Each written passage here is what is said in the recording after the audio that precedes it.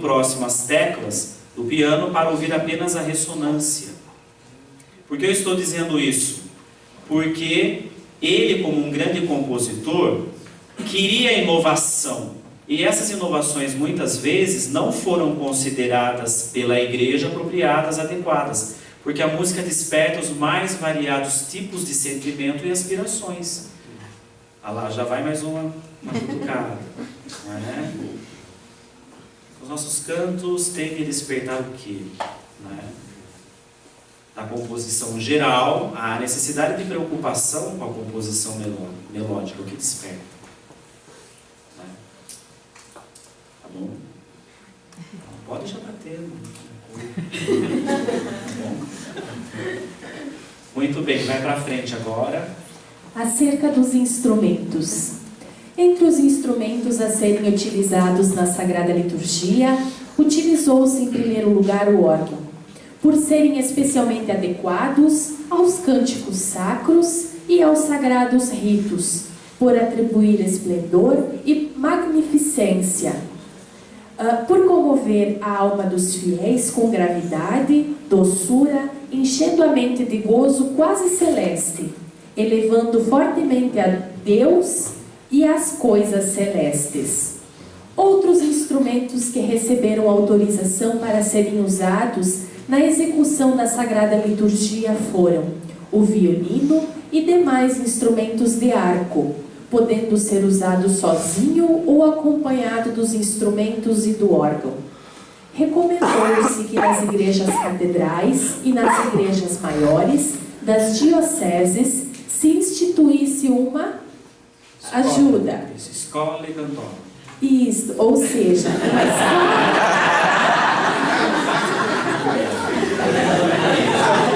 uma escola de canto coral composto por puericantores, isto é, uma escola integrada apenas de meninos. Porém, concedeu-se que homens, mulheres e meninas compusessem fora do balaustre para cantar o ordinário, ou seja, os textos litúrgicos da missa solene. Muito bem. E ali tem o decreto, né? Algumas aberturas. Fora do balaustre, que era o local adequado para a execução dos cantos, em geral posicionado estrategicamente naquelas igrejas, né, mais antigas que nós conhecemos por conta da acústica. Fora do balaustre, poderia haver assim coro de homens e mulheres adultos, inclusive meninas. Poderia. Algumas exceções começam não que as igrejas tenham assumido, mas essa exceção poderia ser aberta. Então, vocês vejam, né, algumas evoluções vão acontecendo. Algo para começar a colocar aqui. Perceberam alguma coisa de percussão nessa história toda? Não. Vocês imaginem, então, posteriormente, a resistência dos cristãos, né, das nossas comunidades, de aceitarem instrumentos como atabaque, carrom, bateria.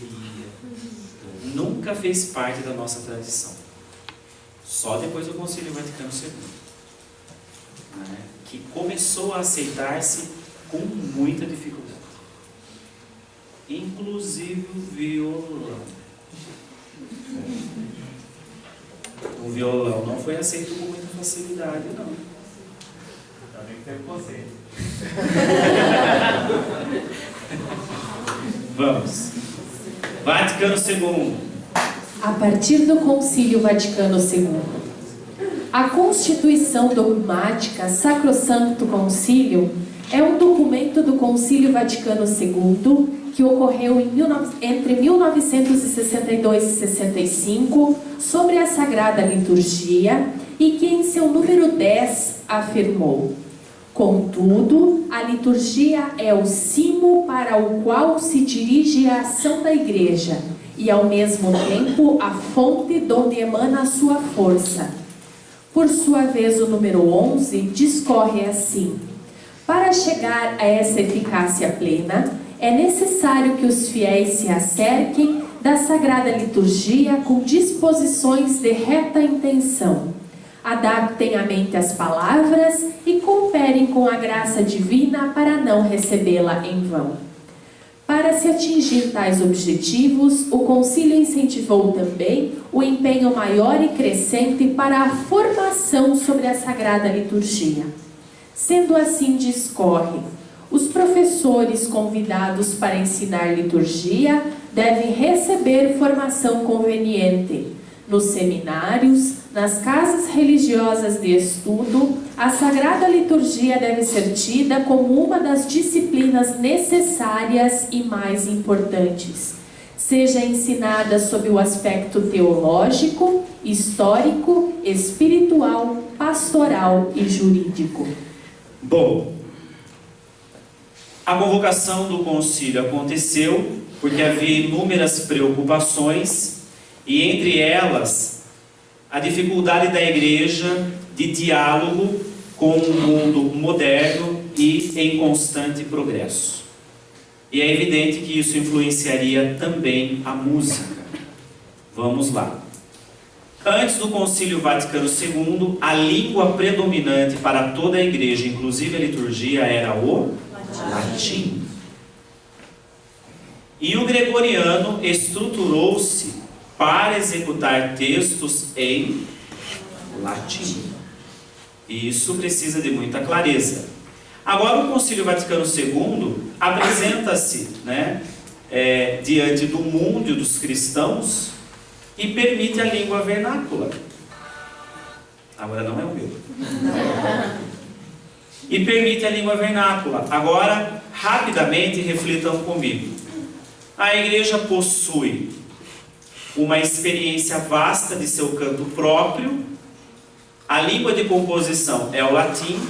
O gregoriano é a originalidade para a execução desses cantos. E agora nós estamos no Brasil, ouvindo a missa ser recitada em português. E que cantos que nós vamos cantar? Perceberam a lacuna? Claro que no Brasil, a Conferência Nacional dos Bispos do Brasil, historicamente, se esforçou de imediato, através dos bispos, para reunir os compositores e tentarem elaborar um material que pudesse corresponder à nova exigência. E esse material não foi bem aceito. Alguns de vocês talvez conheçam ou não, chama-se Inário Litúrgico, da CNBB. Lá, na minha diocese, a crítica é a seguinte: as músicas são excessivamente de estrutura melódica nordestina. Soa quase como que um preconceitozinho, Mas há uma explicação. Conversando com os que foram chamados para esse grande encontro nacional, eu não sei se eu deveria dizer isso aqui, mas eu vou dizer. O Sul não apareceu. Os grandes compositores desta região do país não apareceram. No entanto, os que compõem o Norte, o Nordeste e o Sudeste, eles foram em participação maciça. E eles levaram toda a sua regionalidade. Eu me lembro até hoje, de um encontro que foi realizado, e o refrão para a entrada da água, que haveria aspersão naquela celebração, foi um canto curtinho, de melodia simples, e que lá na nossa diocese demorou-se muito para conseguir aprender, por causa dessas variantes na estrutura. Olha só como é que ela é. Mudarei o deserto em açude, terra seca em olho d'água. Agora. Assim falou o Senhor das andanças. É a maior dificuldade para nós cantarmos isso. Olha só. Assim falou o Senhor. Agora, ouçam um sertanejo cantar isso com o rosto em lágrimas, porque quando ele lembra de água, ele não lembra só da água que cai na cabeça, mas da água que ele suplica para que caia e ele tenha para beber. Se você entende isso, muda toda a configuração da música.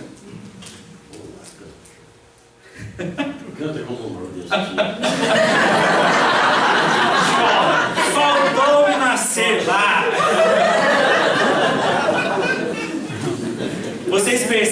que essas nuances acabam fazendo toda a diferença.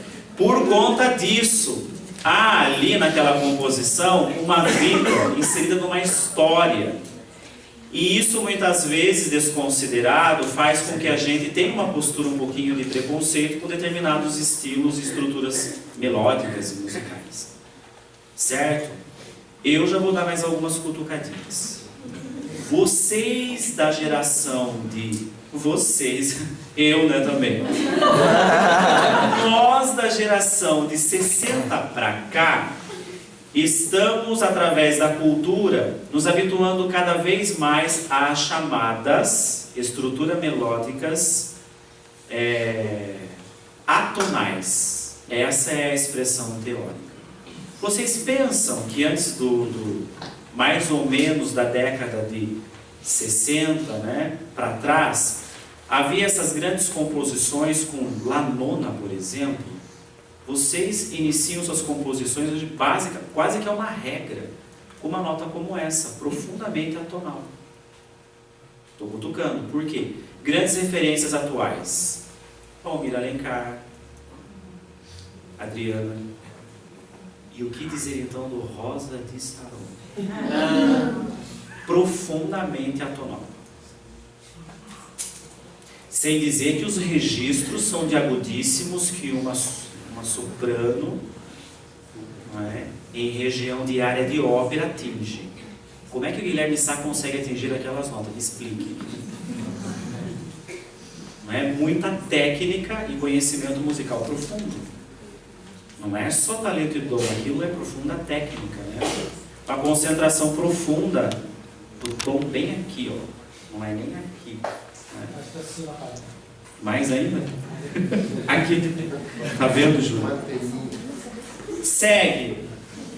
Olha, o Júlio me corrigiu, hein? Uma concentração da nota captada aqui na canalização. Né? Isso é sério, a ressonância é aqui mesmo.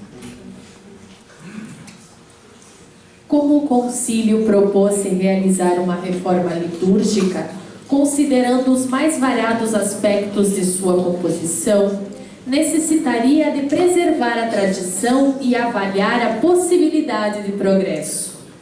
Sendo assim, prescreve, para conservar a sã tradição e, ao mesmo tempo, o caminho a um progresso legítimo, faça-se uma acurada investigação teológica, histórica e pastoral acerca de cada uma das partes da liturgia que devem ser revistas. Eu acredito que vocês precisam recitar isso.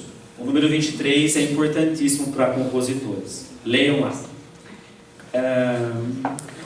Sobe. Aqui, ó. Para conservar, leiam comigo.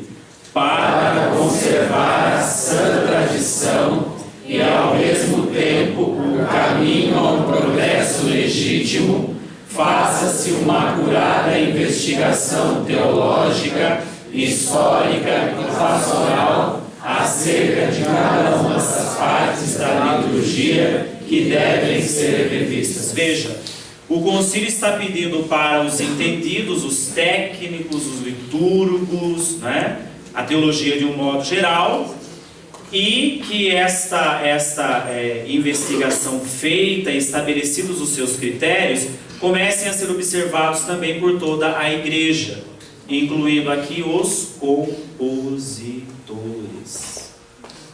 Fundamentalmente os compositores. E aqui eu já abro espaço para uma outra reflexão. A pergunta é a seguinte: é a mesma coisa compor um canto para evangelizar no palco, lá na praça da minha cidade? É a mesma coisa do que compor um canto para a liturgia? Não.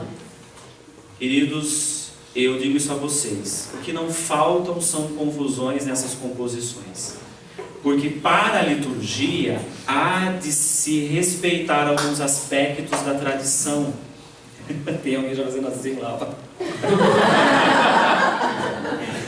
Não é a mesma coisa. Vamos lá. Quem é o grande pioneiro mundial? Poucas pessoas sabem disso. Ele é o pioneiro mundial que entendeu que a igreja precisava avançar, dialogar e gritar dos novos púlpitos e das novas catedrais o Evangelho de Nosso Senhor Jesus Cristo através da música. Quem? Padre Zezinho. Ele começou isso no mundo. Não se fazia isso. Nem os nossos irmãos protestantes. E ele, o Padre Zezinho, estabeleceu com clareza a diferença. Eu componho aquilo que o concílio vai dizer um pouquinho para frente ali, canções religiosas populares. Como que a igreja absorveu isso no Brasil? Um é o canto pastoral, o outro é o canto da liturgia. Percebem, queridos, as dissensões vão sendo estabelecidas pela própria igreja. Agora nós temos o português. Quem está na França, nós temos o francês. Quem está na Espanha, o espanhol. Nós podemos recitar, participar da liturgia em nossa língua. E o primeiro desafio foi compor canções. E grandes abusos e equívocos aconteceram simplesmente porque se desconhecia o arcabouço histórico da igreja. Bom, então agora eu brinquei no início, agora deixa eu corrigir para os que se sentem muito penalizados. A igreja tem clareza, né? Se não sabia, não é pecado, tá bom? A partir de agora o nome Eduardo, o senhor por favor. É pecado grave, o Eduardo já está aqui sentenciando. Vamos. Vai. Quanto aos fiéis leigos e as leigas também, foram levados em alta consideração pelo concílio, principalmente no que tange sua participação nas celebrações litúrgicas. Se em períodos históricos anteriores sua participação foi secundária, agora tendem relevante importância. Para promover a participação ativa, cuide-se de... Parou. Vocês vão ter que também ler juntos, porque é fundamental. Vamos lá. Para promover a participação ativa, cuide-se de incentivar as aclamações dos fiéis leigos, as respostas, a salmodia, as antífonas, os cânticos, bem como as ações, gestos e atitudes. Seja também observado a seu tempo o silêncio sagrado. Quer ver? Por exemplo, a proposta de uma melodia para o refrão do Salmo, né? Um Salmo Pascal. Um refrão como esse. O Senhor ressurgiu, aleluia, aleluia. Então, eu faço a introdução, vocês respondem o aleluia. O Senhor ressurgiu, aleluia, aleluia. O que foi que eu fiz? Eu fiquei em silêncio. Isso é incentivar. Quando você canta quando você canta, você está cantando para. E o concílio está incentivando a cantar com. É completamente diferente. Cantar para e cantar com. Isso aqui é uma das grandes inovações, porque no coro polifônico, queridos, nós éramos meros espectadores. Agora, nós somos convidados a uma participação efetiva. Sabe qual é a grande reflexão teológica? A grande reflexão teológica é a base antropológica.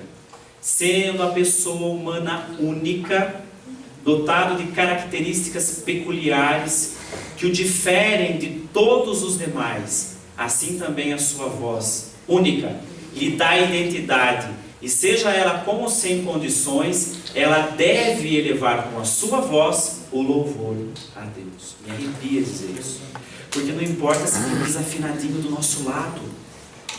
Vem, meu irmão, vamos louvar. Eu não aguento você até o fim.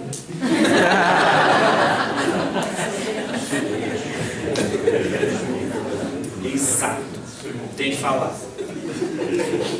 Não aguento você, pode vir. E tem os irmãos que realmente eles têm muita dificuldade.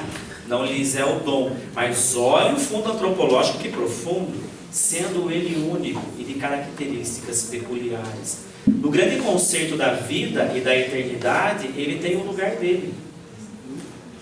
Aliás, na teoria atonal, tem muito de conceito de desafinação. Que interessante, não? Dom Eduardo acabou de chamar a atenção. Queridos, Pós-comunhão, fundamentalmente, pós-comunhão, ou seja, a Assembleia comungou e está em profunda comunhão consigo, com o Senhor e com os demais. Somos chamados a fazer silêncio.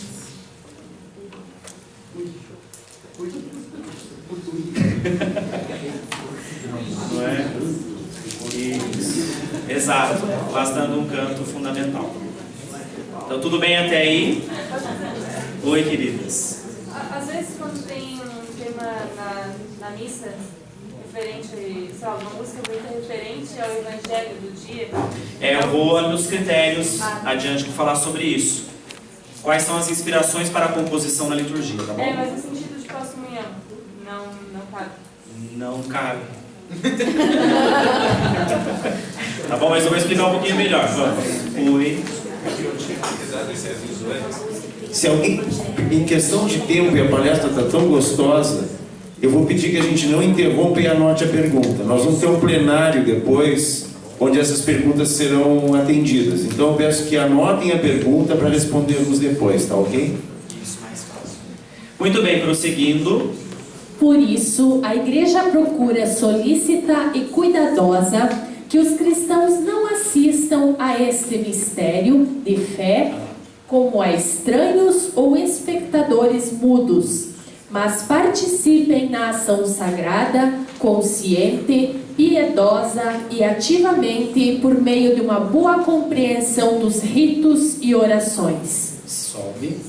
Entre as orientações do Concílio Vaticano II sobre a música sacra, destacou-se o incentivo que deve ser mantido de salvaguardar o arcabouço de toda a tradição, mas promover e orientar as adaptações e inovações provindas do progresso dos tempos. A Igreja, porém, aprova e admite no culto divino todas as formas de verdadeira arte dotadas das qualidades devidas. Deixa eu usar a palavra lá. Toda forma. Cadê? Todas as formas, não, para baixo mesmo. Todas as formas, e literalmente, todas as formas de verdadeira arte dotadas de qualidades devidas. Foi aqui que no Brasil, numa tentativa de compreensão desta orientação do concílio, que muitos abusos foram sendo cometidos, né? Por exemplo, sem a devida orientação, formação, o uso, por exemplo, da bateria, um instrumento de percussão, né, muito difundido na nossa cultura atual. O que foi que aconteceu? Sem a devida formação teológica, pastoral,